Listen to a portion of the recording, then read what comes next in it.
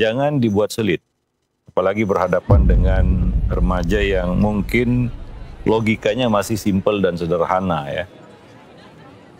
Jangan dibuat rumit. Saksikanlah kajian Islam ilmiah di Roja TV dan Radio Roja. Simak Radio Roja Bogor 100.1 FM, Radio Roja Majalengka 93.1 FM, Radio Roja Palu 101,8 FM, dan Radio Roja Bandung 104.3 FM. Menebar cahaya sunnah.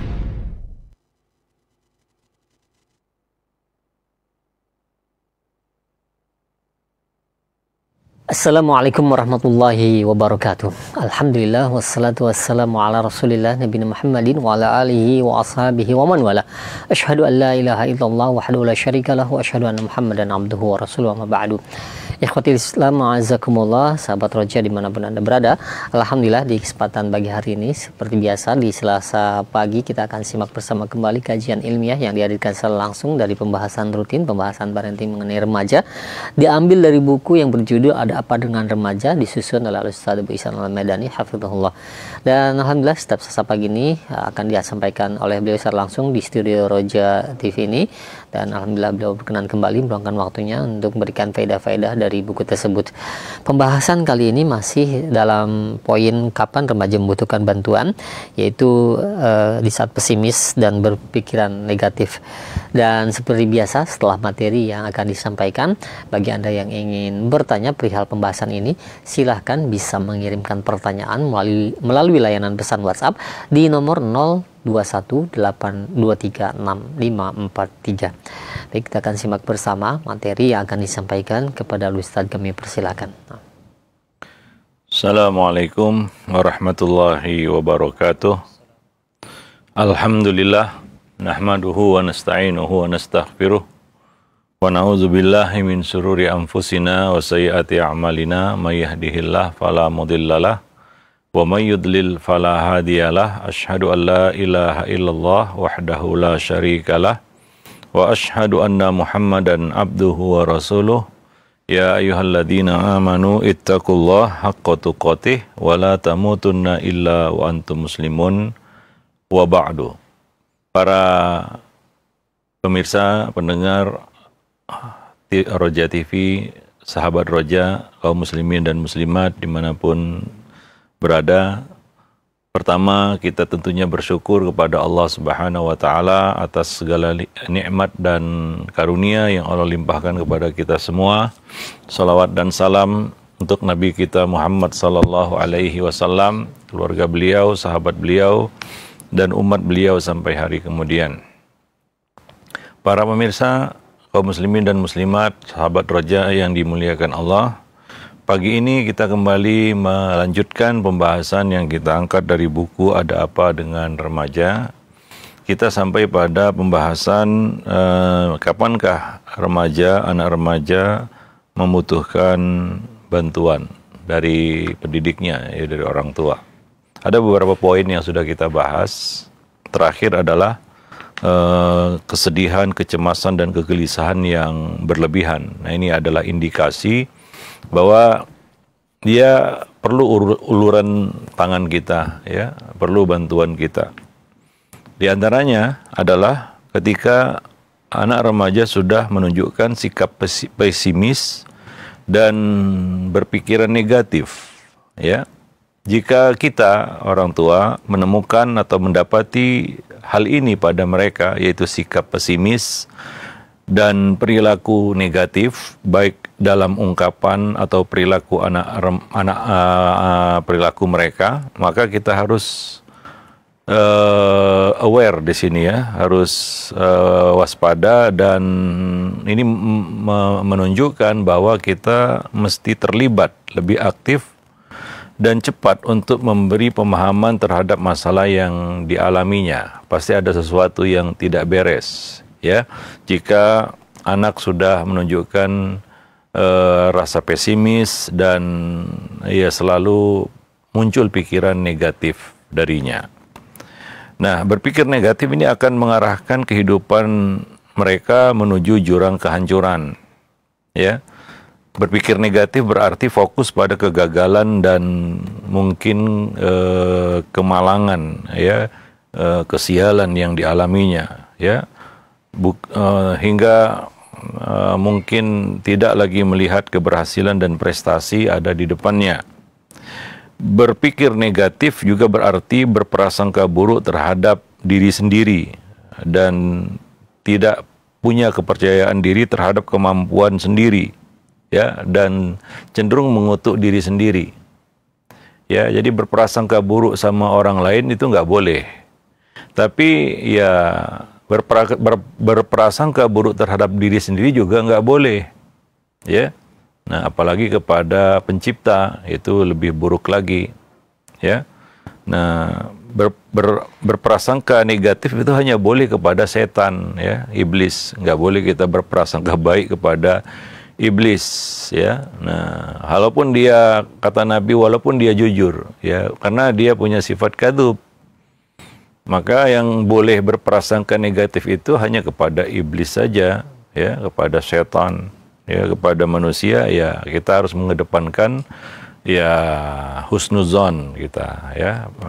Demikian juga apalagi kepada Allah, ya, kepada diri sendiri dan juga kepada orang lain, ya. Nah, demikian kepada orang-orang yang ada di sekitar kita. Nah, berprasangka buruk itu adalah wujud dari pikiran negatif yang ada di kepala kita. Makanya Nabi SAW melarang seseorang mengatakan, ya, ini termasuk ucapan yang dilarang, yaitu khabusat nafsi, sungguh buruk diriku ini. Ya, kita nggak boleh mencela, ya, diri sendiri. Ya, ada hal-hal yang nggak boleh kita cela. Misalnya kita nggak boleh, ya, mencela angin, misalnya. Kita tidak boleh mencela masa, la tasubud dahar. Ya, jangan kamu celah masa, ya, waktu itu. Dan ya apalagi orang lain, ya. Nah, apalagi Rabbul Alamin. Nah, itu dosa yang paling besar. Ya, nah, termasuk mencela diri sendiri, ya. Mencela bahkan benda mati, misalnya kendaraan, nggak boleh kita cela, kita kutuk. Ya, Nabi pernah melarang orang untuk menunggangi hewan tunggangan yang sudah dikutuknya. Dia mengutuk sendiri hewan tunggangannya, ya. Nah, maka kalau kita punya kendaraan jangan kita kutuk-kutuk, jangan kita laknat kendaraan itu, ya. Mungkin karena kita nggak puas, mungkin karena kita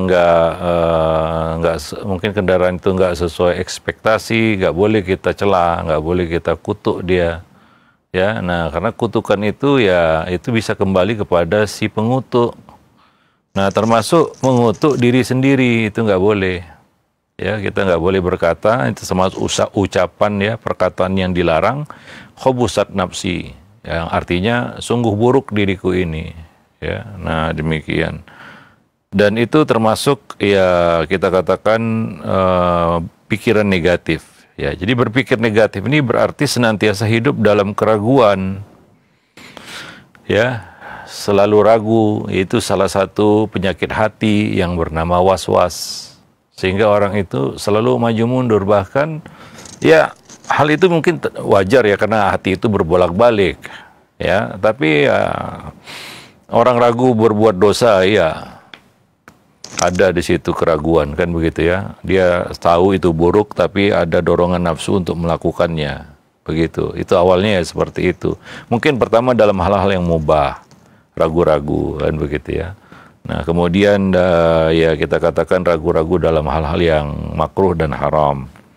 Tapi lama-kelamaan, ya, dia akan juga ragu dalam hal-hal yang sudah jelas baik.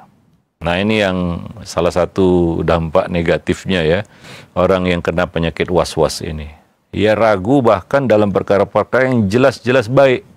Dia tahu itu kebaikan, tapi dia ragu dia untuk melakukannya, ya. Nah, demikian. Nah, itulah dia penyakit was-was.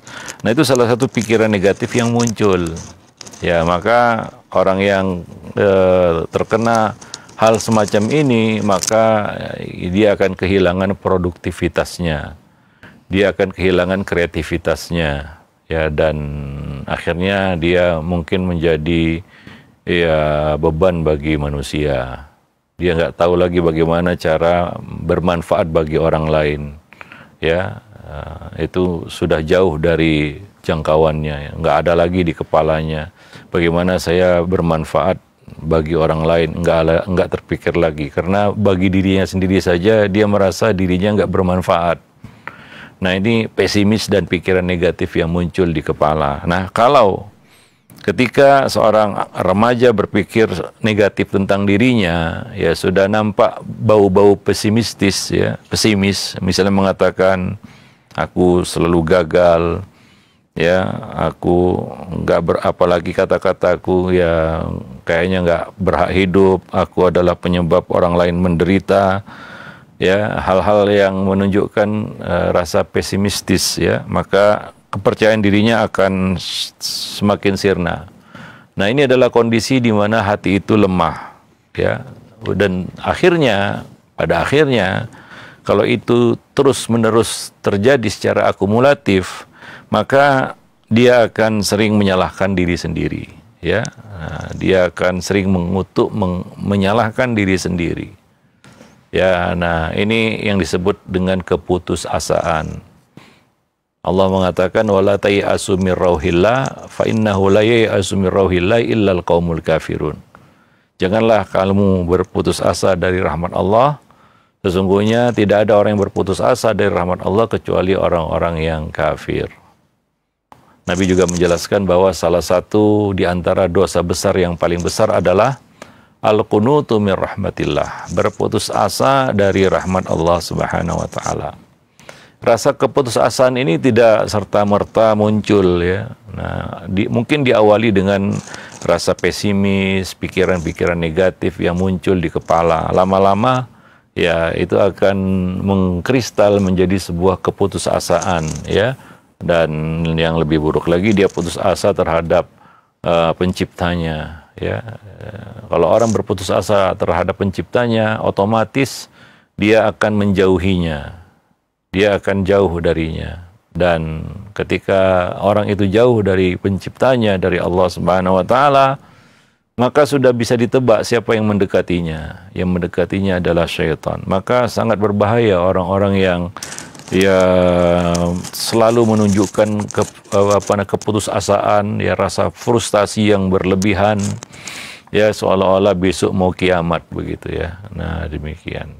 Dan pada akhirnya ini termasuk yang dilarang juga, mulai dari dia mengutuk-ngutuk dirinya sendiri, dan pada akhirnya dia mungkin akan berpikiran saya nggak ada gunanya hidup, dan ini sangat berbahaya, ya. Nah, demikian, ya, dia akan berputus asa dari rahmat Allah Subhanahu wa taala, ya, dan mungkin dia akan mengutuk penciptanya, ya, mengutuk Allah Subhanahu wa taala, dan itu dosa besar, ya. Nah, di syaitan memang menggiring manusia kepada keputusasaan terhadap penciptanya supaya jauh. Maka hal ini nggak boleh dibiarkan, ya, karena manusia itu kadang-kadang suka berpikiran radikal dan bersikap ekstrim, ya. Nah, itu manusia, ya, apalagi ketika hati itu lemah, ya, tidak ada pegangan, ya. Nah, ini adalah kondisi yang sangat rentan. Maka jangan dibiarkan, ya, orang itu larut dalam keputusasaannya. Maka kita tidak boleh putus asa. Yang kedua, kita juga nggak boleh membuat orang lain putus asa, ya. Nah, kalau kita misalnya melihat anak kita seperti itu, ya jangan dibuat lebih depresi lagi, lebih frustasi lagi dengan kata-kata yang menunjukkan kekecewaan. Ya, anak sudah ya kehilangan kepercayaan diri. Orang tua ngomongnya kecewa. Nah, ini tambah berat, ya. Nah, dia hati-hati, manusia bisa bersikap radikal, bisa berpikiran radikal dan bersikap radikal. Ya, dia mengambil langkah yang ekstrim begitu. Ya, nah demikian. Nah, itu kan kita tidak inginkan, ya, hal semacam itu. Maka ya perintah Nabi adalah menghibur orang yang nampak bersedih. Ya termasuk kesedihan itu frustasi, pesimis ya. Itu harus dihibur, dikasih motivasi. Salah satunya adalah Nabi berkata kepada kita semua, ya, ihris ala ma yanfa'uk wasta'in billah wala ta'jiz. Raihlah apa-apa yang bermanfaat bagimu, yaitu raihlah hal positif, fokus kepada tujuan-tujuan yang positif, minta bantuan kepada Allah, ya, karena la haula wala quwata illa billah. Kemudian wala ta'jiz, jangan kalah sama setan. Ya, jangan kamu bersikap lemah.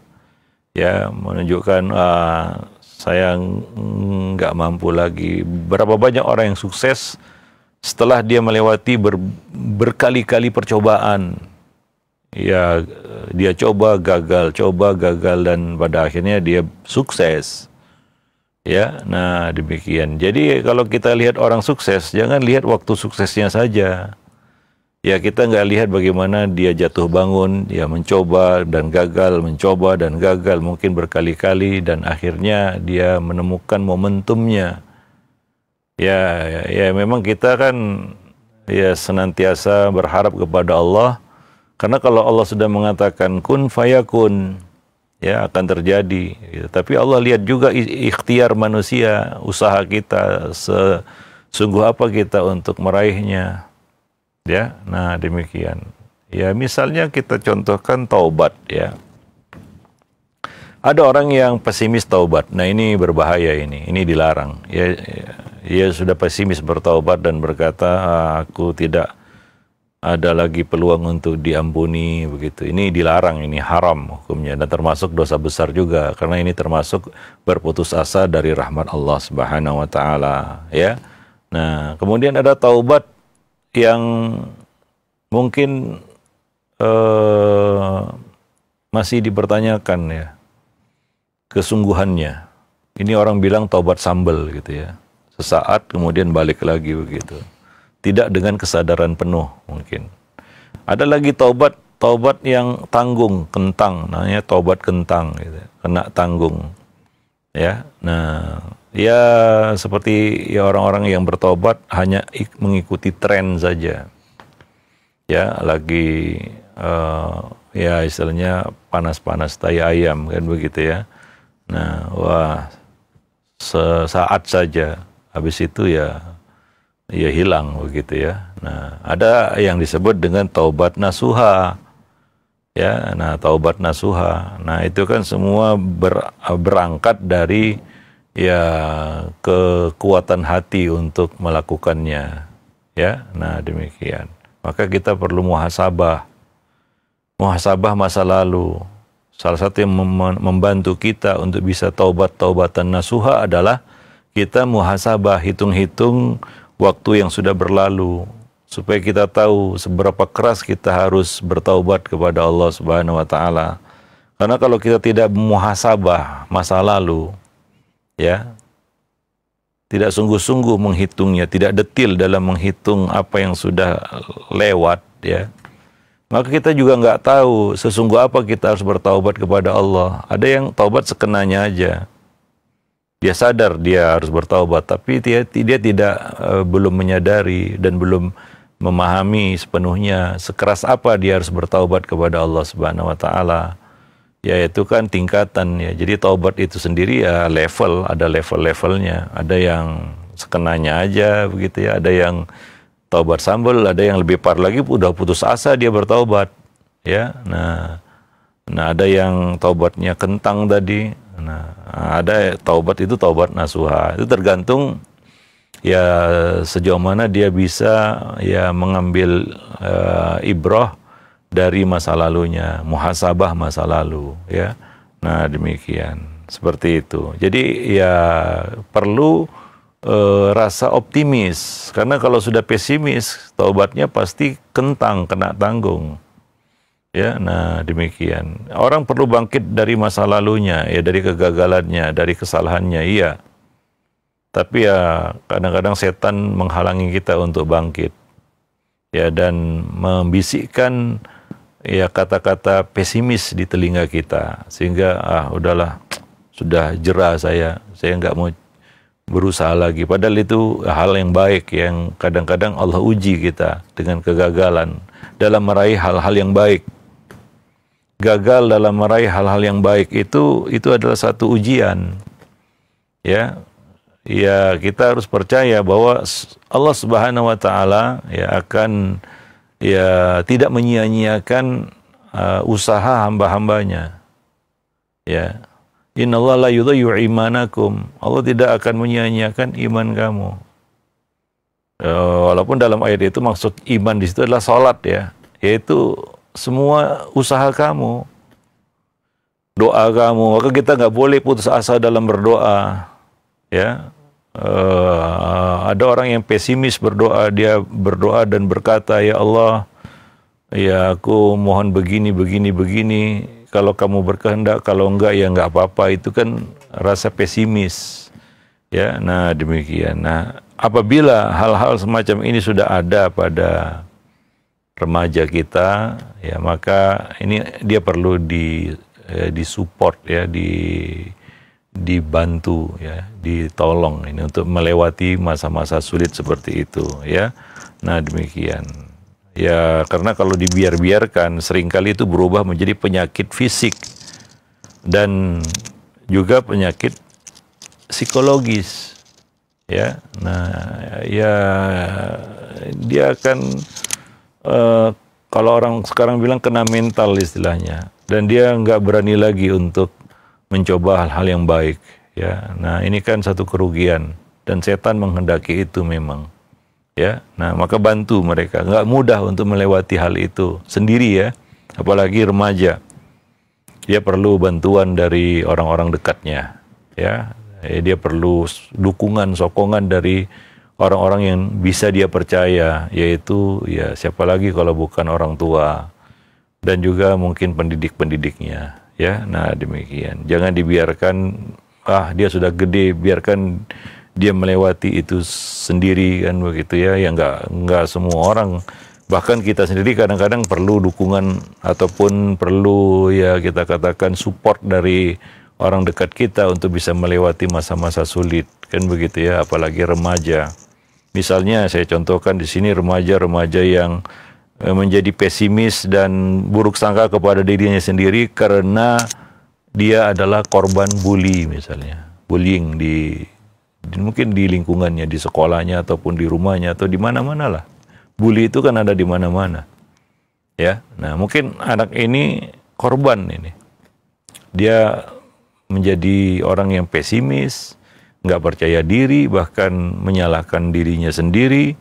Ya, seperti yang kita sebutkan tadi, yaitu dia mulai muncul pikiran negatif di kepalanya ya karena ya akibat dari bullying tadi. Ya, pembulian tadi. Maka ya terutama di lembaga pendidikan ya, kasus-kasus bully itu jangan dianggap remeh, dianggap wah itu biasa, itu masalah anak-anak. Enggak, itu bukan masalah yang ringan.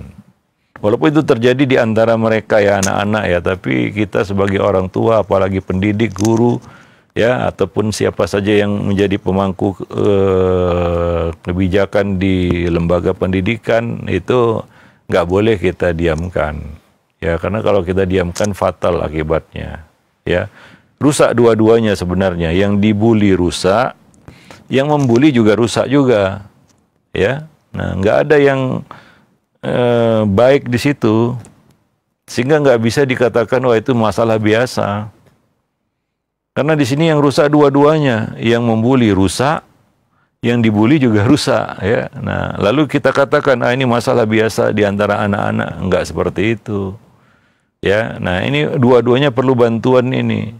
Yang dibully perlu bantuan, yang membuli juga perlu bantuan. Seperti kata Nabi, unsur akhaka zaliman aw madluma. Tolonglah saudara kamu yang zalim maupun yang madlum. Ya, nah jadi nggak bisa dibiarkan. Apalagi pembiaran itu karena ada faktor-faktor lain. Karena misalnya pelakunya itu punya privilege di sekolah itu, ya, atau macam-macam lah ya. Hari ini ya, atau karena status yang dia sandang misalnya hingga dia berani melakukan pembulian, atau dia mungkin secara fisik lebih gede mungkin, atau faktor-faktor lain. Ya. Nah ini nggak bisa sekolah itu ataupun lembaga pendidikan itu menganggap kasus-kasus seperti ini sebagai kasus biasa, ya. Nah harus diselesaikan. Kalau perlu ya di sini ada keterlibatan secara langsung dan aktif dari para orang tua. Banyak orang anak-anak yang melakukan pembulian terhadap teman-temannya itu karena memang mereka ini kurang perhatian di rumah, ya. Mereka ini korban mungkin ya kita katakan ketidakharmonisan orang tuanya mungkin, atau karena korban kesibukan orang tuanya, ya, sehingga dia cari pelampiasan, ya, dan dia udah nggak berpikir resiko lagi, itu sudah kehilangan empati. Nah ini kan berbahaya, ini anak-anak yang suka membuli ini juga berbahaya, ya. Dia akan tumbuh jadi monster yang menakutkan, ya. Nah demikian muncullah nanti generasi-generasi yang memang nggak ada empatinya, kasar, emosional, ya, karena begitulah dia tumbuh kembang, ya, dibiarkan sebagai pembuli, ya, dibiarkan oleh lingkungan pendidikannya sebagai pembuli. Ini kan suatu keburukan yang sangat-sangat hebat, ya. Anak-anak ini dibiarkan menjadi pembuli begitu. Orang tua juga nggak peduli, ya, bahkan ada orang tua yang bangga kalau anaknya berani membuli begitu. Atau ada orang tua yang nyuruh kalau kamu dibully balas dengan membuli. Ya jadi ya sama saja akhirnya, ya. Nah nanti ketika dia dulu mungkin junior, sekarang jadi senior, dia akan membuli juniornya. Begitulah dia dulu dia jadi korban, sekarang dia jadi pelaku. Lalu apa bedanya juga?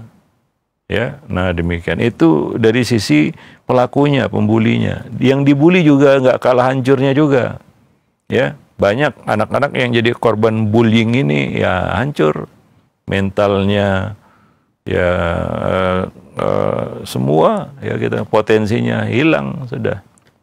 Ya lebih lagi kalau dia ya dihinggapi rasa pesimis, frustasi, putus asa, ya. Nah yang jelas malu, ya.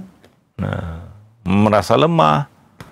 Sementara Nabi pesannya apa? Wala ta'jiz, jangan kamu merasa lemah. Ya otomatis lah anak-anak yang jadi korban bullying ini dia akan bersikap lemah akhirnya. Ya tadi kita sebutkan hati-hati manusia bisa bersikap radikal, ya. Berpindah dari titik positif ke negatif atau sebaliknya dari negatif ke positif. Ya bisa dari positif ke negatif secara radikal, ya. Itu manusia. Atau sebaliknya. Itu ya bisa kita lihat ya dalam kehidupan lah, ya. Nah, itu manusia itu. Tidak terduga memang. Karena ya ada ungkapan dalam hati siapa yang tahu, ya. Kepala boleh sama hitam rambutnya, tapi isinya wallahu alam. Nah, demikian. Jadi orang tua di sini harus hadir, ya, memberikan motivasi, ya, kata-kata yang menyemangati, yang positif, ya. Misalnya ya, apa namanya? Kamu pasti bisa, ya, itu bisa kamu lewati, yakinlah, ya, kata-kata yang membangkitkan rasa optimis. Ya seperti Nabi ya berkata kepada kita, ihris ala ma yanfa'uk, ya, wasta'in billah wala ta'jiz. Terus berusaha untuk meraih yang baik. Minta bantuan kepada Allah dan jangan lemah, jangan mudah kalah dengan setan. Nah seperti itu. Ya, jadi orang itu juga muncul, ya, kita katakan positifnya, muncul potensi-potensi baiknya. Ya, nah dia akan menjadi manusia yang produktif ke depannya. Ya, penuh kreativitas kepada kebaikan, ya, hingga dia bisa, wah, ternyata saya ini adalah orang yang banyak manfaatnya bagi orang lain, ya, dengan kelebihan-kelebihan yang dimilikinya, ya. Nah demikian, wallahu a'lam bissawab. Nah itu dia. salah satu di antara gejala yang mungkin perlu diawasi dan diperhatikan oleh para orang tua, yaitu ketika anak sudah menunjukkan rasa pesimistis dan mudah muncul darinya pikiran-pikiran yang negatif, ya, seperti tadi ya, dia selalu bicara kegagalan, ya, kesialan, ya, dan atau dia buruk sangka kepada dirinya sendiri, menyesali dirinya sendiri, kan begitu ya. Nah, dan mungkin ya sudah mulai muncul dalam dirinya yaitu rasa keraguan-raguan yang berlebihan, sehingga dia ragu-ragu untuk mengeksekusi sesuatu yang baik padahal sudah jelas-jelas baik. Ya, dia merasa nggak mampu saja begitu. Waduh, nggak mau katanya. Padahal itu baik, ya. Nah, demikian, wallahu a'lam bishawab. Poin berikutnya adalah ketika anak sudah mulai mengalami penurunan kualitas secara drastis. Ya, nah, itu ada gejalanya. Misalnya, jika seorang remaja yang berprestasi misalnya dalam hal akademik, berhasil dalam pelajaran, menonjol daripada anak-anak lainnya, kemudian secara tiba-tiba mengalami penurunan yang drastis, prestasinya berubah menjadi kegagalan, ya. Nah, kemampuannya berubah menjadi suatu kelemahan. Ya, ini penurunan kualitas secara drastis, ini harus diwaspadai juga. Ya, jangan dibiarkan. Pasti ada sesuatu yang nggak beres, ya. Nah, maka pada saat seperti ini kita harus terlibat untuk memberikan bantuan dan ya tentunya harus mengetahui, menelusuri, ya, dan berusaha untuk memahami apa penyebabnya ini. Karena ini tidak terjadi dengan serta-merta begitu saja, ya. Secara spontan orang tiba-tiba turun kualitasnya, enggak. Pasti ada sebabnya ini. Pasti ada sesuatu yang menyebabkan penurunan kualitas secara drastis itu, ya. Nah, ya, anak-anak yang awalnya berprestasi mungkin tiba-tiba melempem, ya. Ada sesuatu itu. Ya biasanya pada anak remaja, ya, ini fenomena pacaran, ya. Ini yang sering dikeluhkan oleh para orang tua. Biasanya kalau remaja ini ya itu kan tidak ada dalam Islam istilahnya pacaran Islami, ya. Banyak anak-anak yang mengalami penurunan kualitas secara drastis itu setelah ya dia sudah mulai berani yang namanya pacaran. Ya, mungkin ada syubhat di kepalanya pacaran yang Islami, kan begitu, ya. Nah, sudah mulai memasuki satu alam atau dunia yang itu sebenarnya belum waktunya dia masuk ke situ, ya. Nah, dalam Islam kan yang dianjurkan adalah ya ma'syaras syabab man istata'a minkumul ba'ah falyatazawwaj, ya, zawaj, yaitu menikah, bukan pacaran, ya. Tapi ya mungkin bagi anak-anak remaja hari ini ada syubhat di kepala mereka. Mungkin karena lihat teman-temannya semua juga pada pacaran, dia ikut-ikutan juga, kan begitu, ya. Nah, biasanya anak-anak yang sudah mulai masuk dunia seperti itu, ya, akan terjadi penurunan kualitas secara drastis itu. Misalnya, ya kemampuan belajarnya, ya, atau kita katakan kekuatan belajarnya sudah mulai berkurang. Ya, nggak selera lagi untuk misalnya bicara tentang pendidikan, kelanjutan pendidikan, ya, hal-hal yang berkaitan dengan studinya dia tidak fokus lagi, ya. Nah, ini harus diwaspadai, ya. Bahkan ya sebagian remaja itu ya ada yang ya betul-betul anjlok prestasinya, ya. Ya, itu bisa dilihat juga. Anak-anak itu perlu diuji, ya, kekuatan membacanya, ya. Ini yang menjadi PR bagi kita generasi muda Indonesia, ya, yang payah, bisa dikatakan payah dan parah, ya, kekuatan bacanya, ya. Bukan minat baca saja, ya, kekuatan membaca, seberapa lama seorang anak itu mampu membaca. Tapi kalau kepalanya sudah dijejali dengan dunia sosmed, pacaran, ya hilang semuanya itu. Ya, akan terjadi penurunan. Ya kalau itu sebelumnya nggak ada, itu akan lebih parah lagi ya. Sebelum masuk ke dunia itu, sebelum kenal hal-hal semacam itu saja dia sudah tidak punya kekuatan baca. Bagaimana setelah dia terkena virus-virus yang buruk seperti itu, yang negatif seperti itu? Habis sudah. Nggak ada lagi durabilitas menuntut ilmunya. Ya, ketahanan menuntut ilmunya udah nggak ada lagi itu. Maka jangan heran kalau hari ini ya kita rasakan penurunan ya kualitas ilmiah yang signifikan pada anak-anak remaja kita. Ya wallahu a'lam, itu yang kita lihat hari ini. Ya, nah demikian. Jadi ya tentunya ini harus kita waspadai ya. Nah, mungkin salah satu sebabnya itu ya, ada hal-hal yang menghalanginya untuk bisa naik terus prestasinya misalnya. Ya, malah mengalami penurunan kualitas secara drastis, misalnya sudah kenal lawan jenisnya dia dalam artian yang negatif ya. Ya, pacaran seperti yang kita sebutkan tadi. Atau sudah mulai kecanduan duit.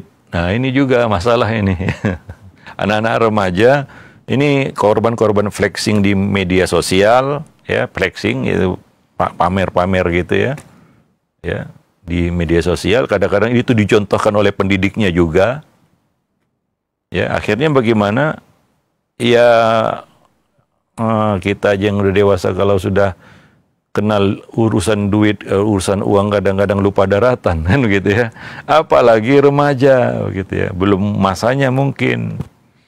Ya, sekarang coba lihat anak-anak kecil itu sudah dieksploitasi oleh orang tuanya untuk cari duit. Ya, bukan meningkatkan kualitas diri ya. Hingga ya mentok di situ. Dan ini sangat tidak baik ya bagi anak-anak dan remaja sebenarnya. Mereka sudah bicara duit, cari uang, penghasilan. Wah, ini kan saya produktif dari usia kecil, tapi dia kosong. Ya. Nah, yang namanya kekayaan naik turun, yang namanya uang datang dan pergi ya. Nah, ketika waktu masanya datang dia dikatakan sukses, ketika masanya pergi hancur dia. Banyak yang seperti itu ya. Nah, demikian. Nah, ini salah satu yang kita katakan perlu diwaspadai juga ketika anak mengalami penurunan kualitas secara drastis. Mungkin penyebabnya adalah dia sudah mulai kenal uang ini ya.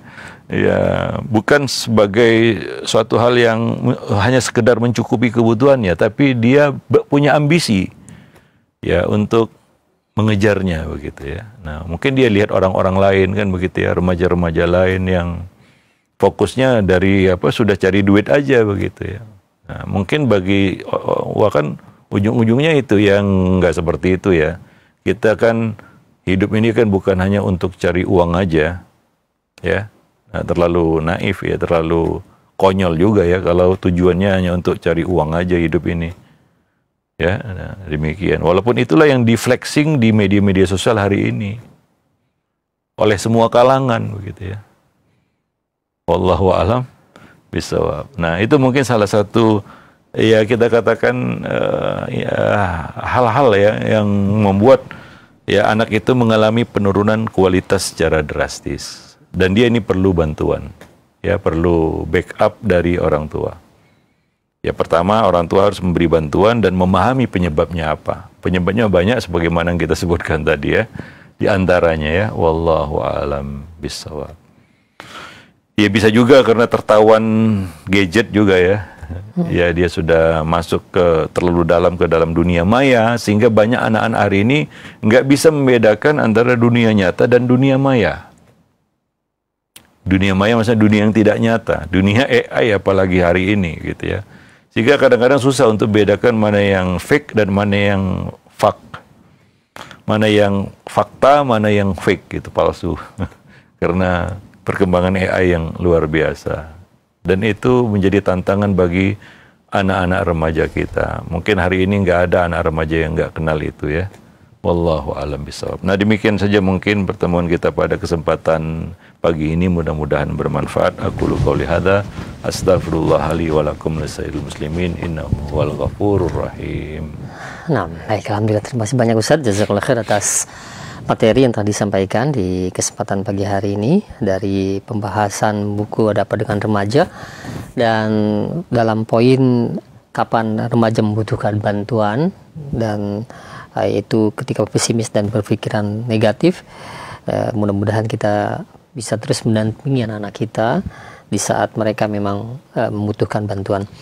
Dan selanjutnya kami buka sesi interaktif, sesi tanya jawab. Bagi Anda yang ingin bertanya perihal pembahasan ini, silahkan Anda bisa mengirimkan pertanyaan melalui layanan pesan WhatsApp di nomor 0218236543. Baik, yang pertama Ustadz, ada pertanyaan. Assalamualaikum warahmatullahi wabarakatuh. Ya Ustadz, saya dibesarkan oleh orang tua angkat sampai besar. Namun ada satu kesalahan yang saya pun menyadarinya, hal tersebut suatu kesalahan yang sangat besar, dan saya memohon ampun kepada Allah Subhanahu wa taala dan bertaubat. Namun orang tua angkat saya tidak memaafkan saya Ustadz. Jadi saya merasa berdosa dan merasa durhaka kepada orang tua angkat saya. Apakah ada istilah durhaka kepada orang tua angkat, Ustaz? Mohon penjelasannya. Ya, durhaka itu ya kepada orang tua ya. Bukan orang tua kandung ya, gitu. Karena ada jasa yang nggak akan bisa terbayarkan itu ya. Karena dia adalah orang yang mungkin menjadi sebab, ya Allah pilih menjadi sebab kita hadir di dunia, itu orang tua kandung ya. Nah, maka dilarang untuk uququl walidain ya, durhaka kepada kedua orang tua. Maksudnya di sini adalah orang tua kandung. Adapun orang tua angkat di sini ya, statusnya orang tua angkat ya. Tentunya mereka juga punya jasa yang besar ya kepada kita ya, tapi ya nggak akan bisa disamakan dengan orang tua kandung ya. Nah, demikian. Jadi kalau kita berbuat buruk kepada mereka, itu masuk kepada bab kufur nikmat ya, mengkufuri nikmat ya, ataupun mengingkari kebaikan ataupun mengkufuri kebaikan yang sudah diberikan orang kepada kita. Ya, mungkin masuk kepada istilahnya ya sama aja ya, kufur nikmat. Karena durhaka kepada orang tua juga masuk dalam kategori kufur nikmat.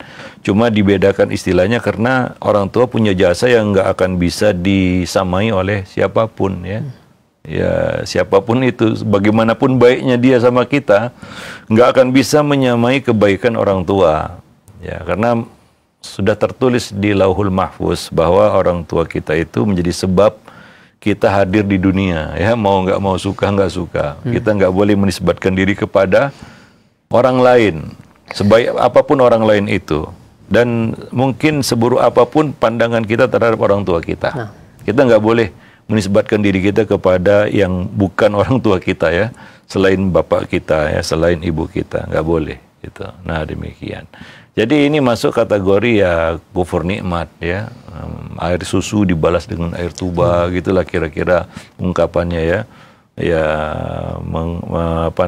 mengingkari kebaikan yang sudah diberikan orang ya, maka ya balaslah ya.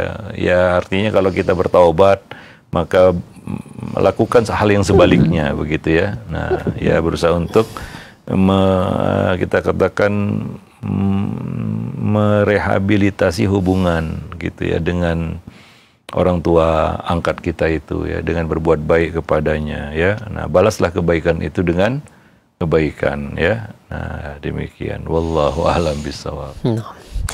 Iya, jadi tidak ada istilah saja untuk durhaka kepada orang tua angkat saja ya. Durhaka itu hanya untuk orang tua kandung ya. Nah, karena dia punya jasa yang nggak akan bisa disamai ya. Seburuk apapun orang tua kandung kita, apalagi dia baik. Nah, sebaik apapun orang lain ya kepada kita ya, kita nggak boleh ya menisbatkan diri kepada orang lain itu ya, sebaik apapun dia sama kita ya. Misalnya orang tua angkat kita misalnya, Zaid bin Harisah awalnya dipanggil Zaid bin Muhammad ya. Nabi adalah orang yang terbaik. Ketika disuruh pilih Nabi ya, Nabi menyuruh memilih ketika orang tuanya datang, itu kisahnya seperti itu, ya, dan minta kembali Zaid. Nabi mengatakan Zaid ini sudah gede, sudah besar, silakan dia pilih orang tuanya atau Nabi, begitu. Ternyata Zaid memilih Nabi, ya, karena kebaikan Nabi yang sudah dirasakan. Ya, bukan berarti orang tuanya tidak baik, ya, tapi Nabi dalam pandangan Zaid lebih baik, ya. Maka ia ternyata memilih Nabi, begitu ya. Nah, tapi ayat turun melarang Zaid untuk menisbatkan diri kepada Nabi, sebaik apapun Nabi kepadanya, ya. Dan Nabi tentunya sangat baik, ya, kepada Zaid. Tapi Allah melarang itu. Zaid tetap dinisbatkan kepada orang tuanya, Harisah. Ya, walaupun tidak sebaik perlakuan Nabi kepada dia dibandingkan dengan orang tuanya kepadanya. Tapi penisbatan tetap kepada orang tua. Nah, karena ada jasa yang nggak akan bisa disamai, ya. Nah, jadi mungkin istilahnya dikhususkan menjadi uququl walidain, ya, berbuat durhaka kepada orang tua, ya. Nah, demikian. Nah, itu masuk kufur nikmat juga. Ya, kalau kepada orang tua angkat bagaimana? Bukan nggak berarti kita boleh berbuat semaunya ataupun tidak hormat kepada orang tua angkat. Kita harus respect, ya. Kita harus memberikan balasan yang baik, ya, kepada mereka yang mungkin punya jasa juga dalam hidup kita. Ya, nah demikian. Wallahu a'lam bishawab. Nah, Ustaz. Ya, baik, terima kasih banyak Ustaz. Jazakallahu khairan atas jawabannya, demikian. Dan selanjutnya ada pertanyaan kembali dari Bapak Derajat. Ya Ustaz, bagaimana sikap orang tua ketika anaknya menjadi korban bullying yang berakibat sangat parah? Ya, ini perlu ditangani secara khusus, ya. Anak-anak yang menjadi korban bullying ini perlu diperhatikan secara khusus, ya. Nah, pertama, mulai kapan dia menjadi korban itu? Mungkin kalau waktunya lama, itu mungkin recovery-nya juga perlu waktu yang lama itu. Ya, kemudian bentuk yang dia terima bagaimana, itu hal yang perlu diperhatikan juga, ya. Nah, separah apa pengaruhnya terhadap kejiwaannya, ya. Nah, berapa lama dia mengalami, ya, hal itu. Kadang-kadang dia diam saja, ternyata sudah bertahun-tahun. Nah, itu nggak mudah, ya. Nah, dibandingkan dengan mungkin dia baru kemarin, beberapa bulan kemarin atau beberapa hari kemarin. Ya, tapi kalau sudah bertahun-tahun dan dia memendam itu, nah ini nggak mudah untuk melupakan trauma masa kecil. Ini sangat, ya, buruk akibatnya, maka treatmentnya juga perlu waktu, ya. Nah, jadi intinya anak-anak korban bullying ini perlu didampingi terus oleh gurunya atau oleh orang tuanya, orang yang bisa dia percayalah untuk membangkitkan lagi rasa optimis pada dirinya, ya. Ya, jangan-jangan dia sudah punya, ya, rasa buruk sangka kepada dirinya sendiri, kan begitu, ya, mengutuk dirinya sendiri, ya. Ada anak-anak yang, ya, parah sekali, ya, kita katakan akibat dari bullying itu sampai dia mengutuk dirinya sendiri. Dan ada yang berakhir tragis, ya. Tragis di sini sampai, ya, mengakhiri hidupnya. Kan kita nggak ingin, ya, hal itu terjadi, tapi ya terjadi, kan. Ada juga kasus-kasusnya seperti itu. Jadi ini nggak bisa dikatakan wah ini biasa sama anak-anak. Seperti, ya, ada juga yang lembaga pendidikan yang ngomong seperti itu. Saya nggak tahu apa yang ada di kepala mereka ketika mereka ngomong seperti itu. Dengan mengatakan wah ini sudah biasa ini, ya. Kan itu sangat menyakitkan, ya. Kata-kata seperti itu ketika ada wali misalnya melaporkan anaknya menjadi korban bullying misalnya, lalu lembaga pendidikan itu justru meresponnya dengan kata-kata seperti itu, ya. Nah, demikian, ya. Jadi ada banyak hal yang perlu kita perhatikan di situ. Bentuk bullyingnya apa? Apakah hanya secara verbal, ya, atau sudah bullying secara fisik, ya. Kalau secara fisik itu kan sudah, ya, kita katakan sangat dalam, ya, lukanya begitu, ya. Dibandingkan mungkin hanya, ya, kita katakan bullying secara verbal.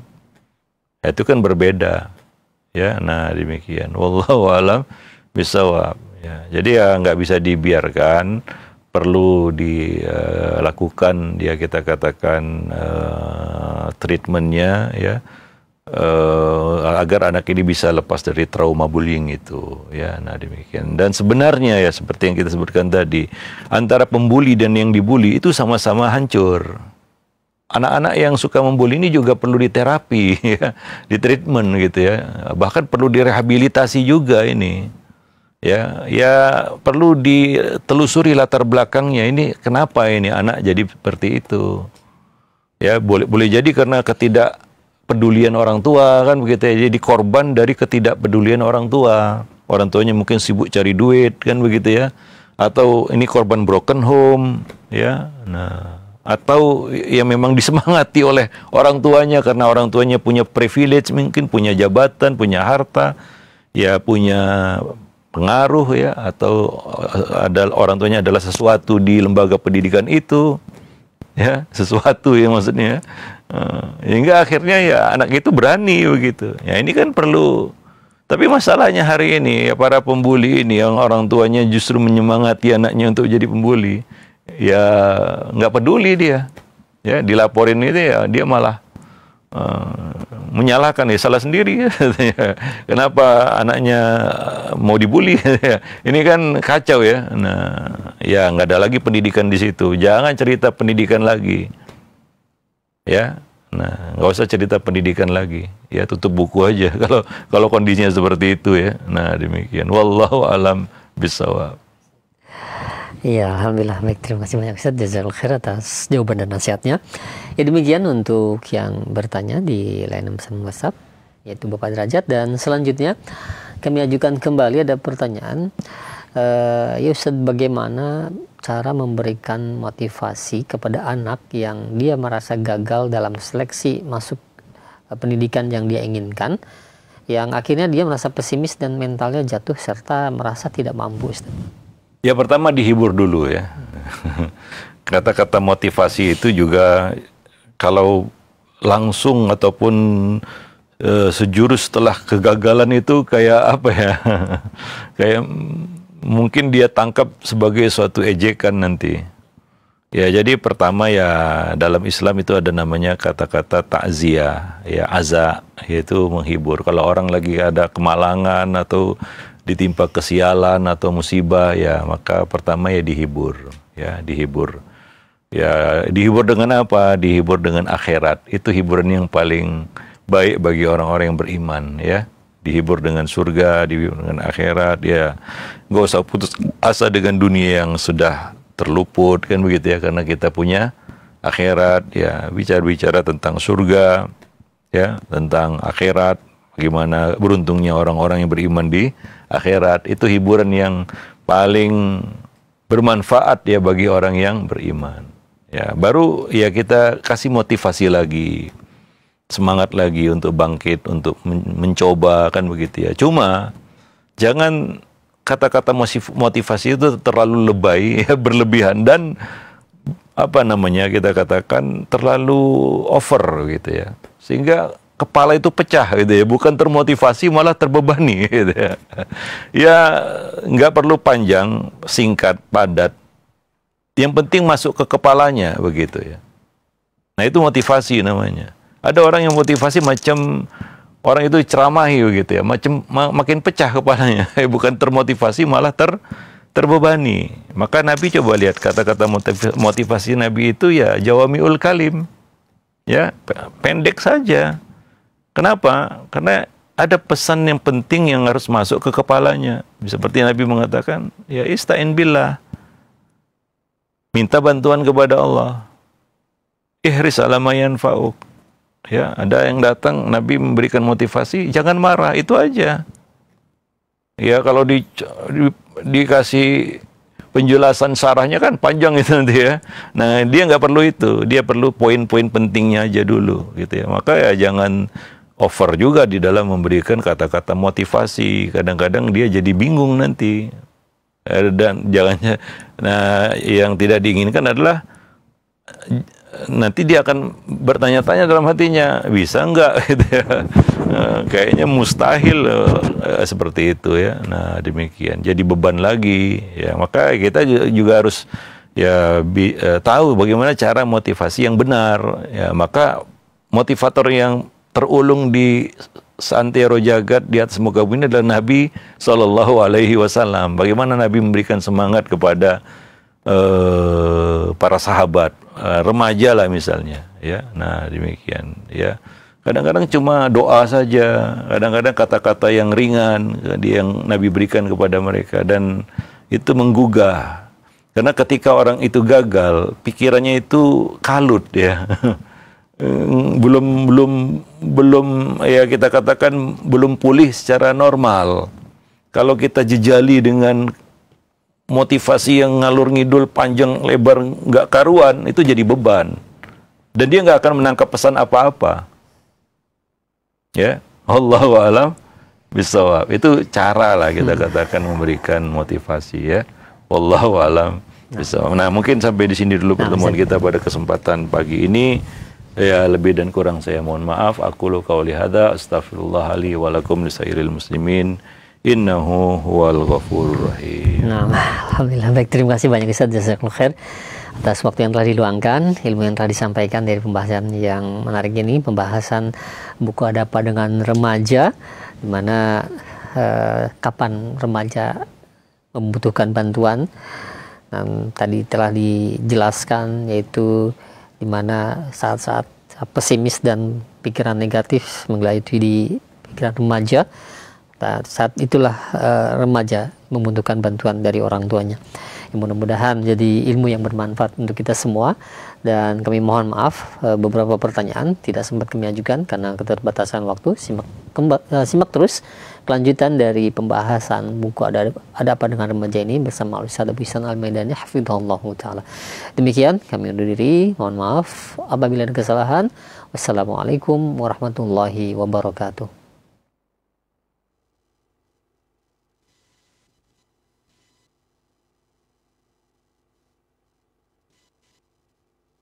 Simak Radio Roja Bogor 100.1 FM, Radio Roja Majalengka 93.1 FM, Radio Roja Palu 101,8 FM, dan Radio